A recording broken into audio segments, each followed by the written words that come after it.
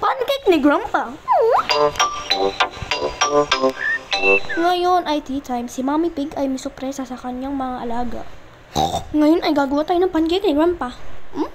Pancake ni Grandpa. Sarap yun ah. Gusto ko pancake ni Grandpa. Ako rin. Lahat sila gusto ng pancake. Ako ang expert ng gumawa ng mga pancake ni Grandpa. Ako na bahala. Sure ka dyan? Kasi nung huling beses nahulog sa sahig yung pancake, medyo nagalit ka eh. Hindi naman lang nagalit eh. May problema lang kasi yung kawali eh. Mama ko maliit. Pwede ba kami tumulong ni George na gumawa ng pancake ni Grandpa?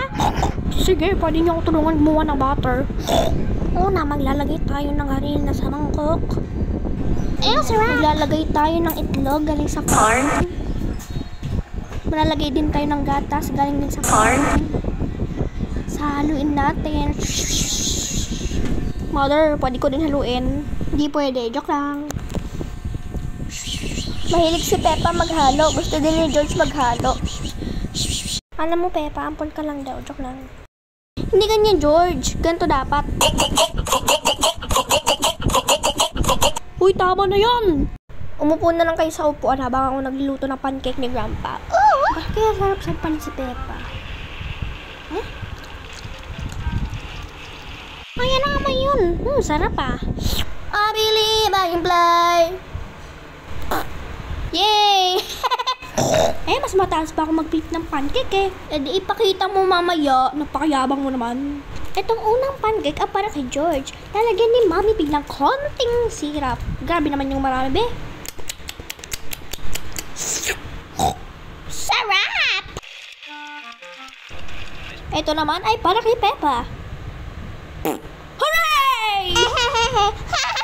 Pwede mo naman i-flip ng mas mataas eh. Mayroon ka namang chance na i-flip mo yung sarili mong pancake eh. Pengi syrup. Konti lang ah. Sarap. Ito naman ay para sa kanya. I believe I can fly. Hooray! Ano ba yan? Mas mataas pa dapat. Yung sunod na nga sa'yo eh. I-flip mo na lang mamaya. Ipakita mo na lang. Maglalagay ulit siya ng konting syrup. Sarap. Ho! Lahat na ba ay nanonood? Malamang ano pa ba? Ang sikreto na gumawa ng masarap na pancake ay piplit natin ng mataas pa. 1, 2, 3, I believe I can fly. Wala na. Oh my god, deserve.